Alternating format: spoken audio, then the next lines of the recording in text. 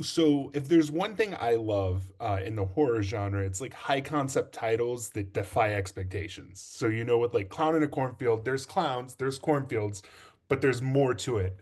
Do you guys have any other favorite horror movies that have like these deceptively succinct titles? Well, it's not succinct, but Tucker and Dale versus Evil. I'll throw that one out there because it just felt similarly like low bar set. And I intentionally kind of was like, let's set this to be a campy, really silly film and then be really funny, but have like much deeper themes. Um, so I kind of love that. I think Stephen King does that quite a bit in a way, like it almost feels like a Stephen King mashup with Clown and Cornfields, Yeah. but Children of the Corn feels that way. Like, okay, that feels silly. I want to see it. And then it's not silly at all. You're like, this is Exactly. Yeah, he horrible. does it in his shorts fiction too. Like I think of like The Lonesome Death of Jordy Verrill, which is like it sounds like, like Proust. It doesn't sound like it's gonna Mhm. be so silly, and then it kind of is. Like yeah. Yeah, I love when we're throwing out Proust now. Yeah, no, But we're keeping it going. the artist We're is a young gonna be man. English majors on these Yeah. Yeah, absolutely. So, you often see horror films about clowns, and there's usually like a supernatural element to them. Like you look at It, Terrifier, Killer Clowns. But that's definitely not the case with Friendo and Clown in a Cornfield. So, what did you guys think was intriguing and scary about playing into this fear of clowns as like a real threat rather than like a fantastical one? Yeah, I mean, this Brendo is like a very working collar man. He's a very working class clown and Yeah. very, very human. And I think that is sort of the scariest part. I think it's scary what humanity can do, obviously. Um, it's very funny to me because I, I did bringing up Tucker and Dale. I hate to keep bringing it back to that, but I wrote the version, Tucker and Dale is like, no, you kids are overestimating what the evil that's out there. And by overestimating it, you're killing yourselves. And this is sort of the polar opposite of that. Like you're underestimating how evil human How nature evil and messed can up be. the Yeah. And yeah. so look, I love what I try to do and what Adam had also in his book was to set something up where it could be anything. Like I kind of wanted to set up, we have such a history of these sort of paranormal clowns in the world or alien clowns or just, and that I kind of wanted the initial part of the movie to be just uncertainty about where this clown's going to come from and then bring it back to something very human. Yeah. Do you have anything to add? I think that's part and parcel with your first question, that idea of like setting up expectations with a very explicit title of like the idea of Clown in the Cornfield, which almost dares you to be like, oh, it's Pennywise meets the Children of the Corn. Like it almost dares you to almost dismiss it. And then you reveal that it's like, well, it's actually not. Whatever picture I just put in your head, I didn't lie to you. It actually is that thing, but there's some differences to it. And I like setting up. I don't know that it's so much setting up things with a low bar, but I like messing with people's expectations and then trying to over deliver on things in all my writing. It's like I think it's a good policy. Don't sell this. Though sell the sizzle and the steak. Don't just sell one or the other. Is kind of my policy. You know. Mm. Yeah, absolutely. And something you kind of mentioned is that I think something that's really unique about this film in the horror genre is that the characters aren't necessarily like dumb. Like they're not making stupid decisions left and right, Mm. but they still die. Why do you think that this was kind of important to this story?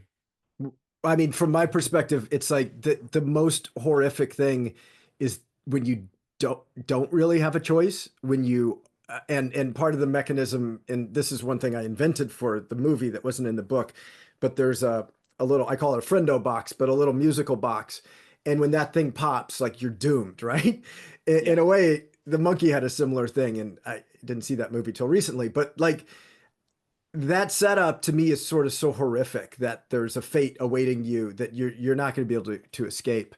I was just rewatching the old Body Snatchers, and it's like these people have no chance, they're Yeah. just Yeah. they're gonna be converted into pod people, and it doesn't matter if they're making the right choices or anything. And horror movies have there's a trope of making the bad decisions. And there's a little bit of that I play with here. Like, back in the cornfield? What are you, crazy? Like, don't Yep. go in the cornfield. But ultimately, the people that are going to die probably aren't going to make it. Um, but I want some people to have a chance too. Yeah. There's Yeah. always some surprises. Yeah, do you have anything to add? No, I love the Jack in the Box conceit. It's a very filmic thing. It's a very like it almost reminds me, even though it's not a throwback, it almost somehow reminds me of like that crop of early 2000s slashers. There's something almost even supernatural about it. There's something almost Final Destination-y about the music box. And Mm. I just watched the film last night in Philly for like maybe the ninth time. And it was another thing I was kind of noticing closer. It was like, wow, that was really smart that Eli put that in there.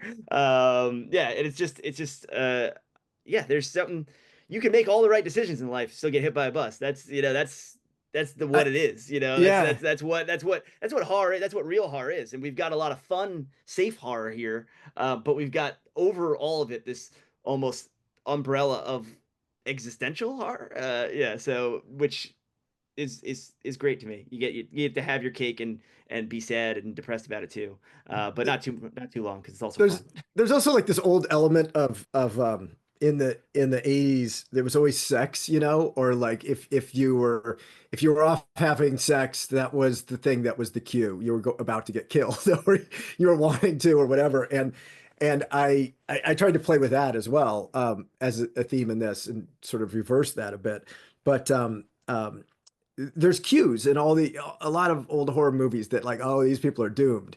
Yeah. And and and of course, wanting to have sex and being a teenager is just a natural thing. Like, good luck not wanting to do that if you're a teenager. So Yeah, and I think that, that brings me to another question, which is, Clown in a Cornfield does feature teen characters, but the film is rated R, which would typically be aimed at like an older audience. Not to say that I didn't, when I was a teenager, find my way into R-rated horror movies, because I definitely did. But how do you kind of balance this film as something that, appeals to adult horror fans without like forsaking that generation of teenagers that the movie's about and in Hmm. some ways for?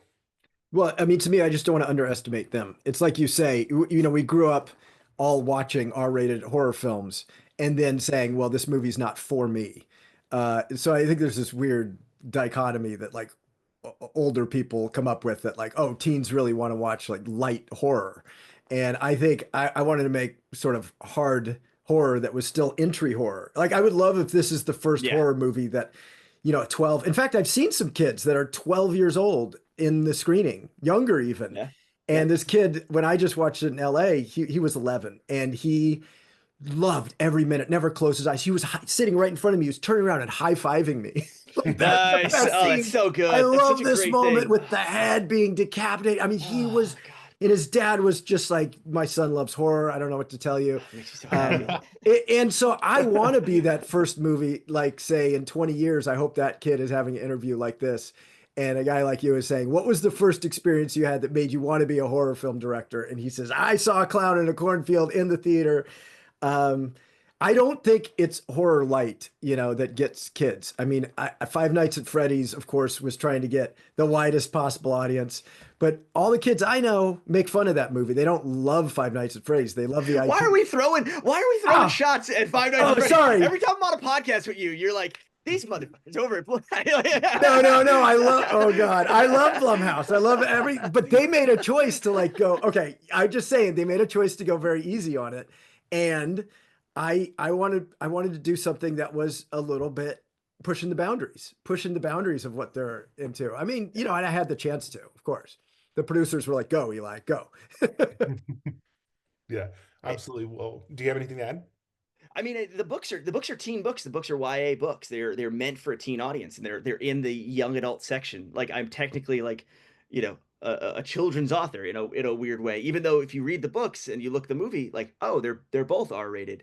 But I think that's just a misconception some people have, and that's very very similar to what Eli just said. Like, just swap filmmaking for writing. Like, it's kind of my thing now, because I've been it's been 5 years since the first Clown in the Cornfield came out. That was my first YA horror book, and I've only written teen books since then because I love the space and I love the idea of, like, if you're an adult horror writer, you know, people are gonna be like, who's your favorite horror writer? You know, Steve Graham Jones is coming close, but like it's always gonna be people saying Stephen King. Like you're Yeah. never gonna get that, you know, that shot to be someone's favorite or someone's like really first. Like, but with the teen audience, you really can, and you can.